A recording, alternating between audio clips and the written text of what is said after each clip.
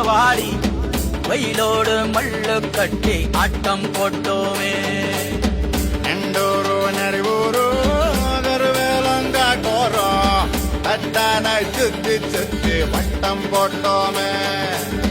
பசி வந்தா குருவி முட்ட தண்ணிக்கு தேவம் குட்ட பறிப்போமே சோழ தட்ட புழுதிதான் நம்ம சட்ட புழுதிதான் நம்ம சட்ட.